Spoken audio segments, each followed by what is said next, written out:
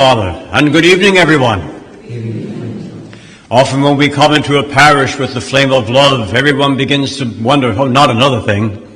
With all the ministries we have and the devotions we have and the own needs of our family and our time, do we really need something else? And the flame of love is a little different. When it comes to a parish, it's not to compete with other devotions or ministries. It's not to take time away from our families in our lives. It's the gift of our Blessed Mother to come into the parish, to strengthen every ministry, to strengthen every devotion, to strengthen every family, every Christian, with the help of our Blessed Mother, to love as never before. But why and for whom? When the flame of love comes to the church, which it does in the most unlikely place and to the most unlikely woman, it doesn't come to a nun or to a monk or to a priest. It comes to a widowed mother of 6, struggling as a devout Catholic under communist Hungary. On April 13th, 1962, the Friday before Good Friday. Now, that's an interesting date. Not only is it a date of Fatima, but it's also, in the old commemoration of the Church, a commemoration of Our Lady of Sorrows. And this is why our Blessed Mother is giving this gift all around the world now, at this time.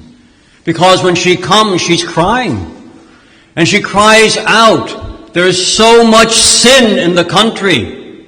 Help me save the country. She comes crying over so many of her children who are in great danger and suffering.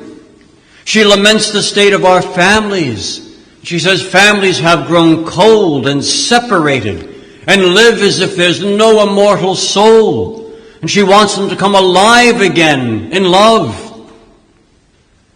And if we look over our own countries, if we look over our own families, wasn't she right?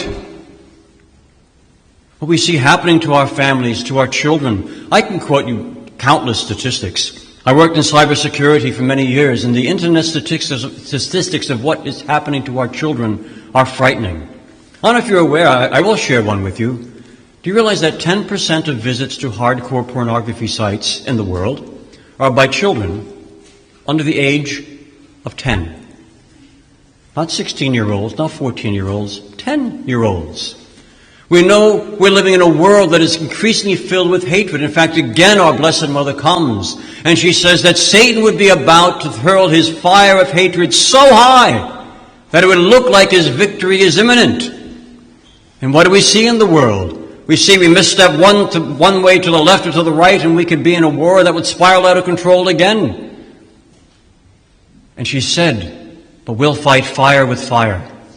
We'll put out the fire of hatred with the flame of love.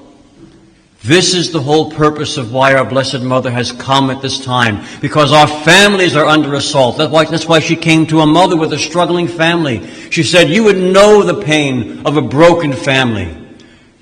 This is why she has come at this time, because we're in such danger. And she comes with urgency, telling us we can't wait any longer. We need to do something. Think into your own lives. Do I need to give you statistics? Look around us. What's happening to our own families? What's happening to our own children? What's happening to our neighbors? What's happening to our country? I look around and it's madness. And it's madness because it is being inspired by the one who has always tried to destroy mankind, the devil himself. And so our Blessed Mother has given this gift to the Church at this time to finally drive out his influence. She said she had come now as the dawn, as the beautiful dawn, to drive out the darkness. She has come, she called it, to blind Satan, so that he loses his power over our families, over our countries, and over our souls.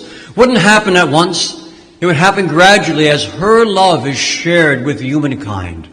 And that's what this is. This isn't about starting another prayer group, although we have them, about a group of prayers, although we have them given to us by Jesus and Mary, and they're quite powerful and beautiful.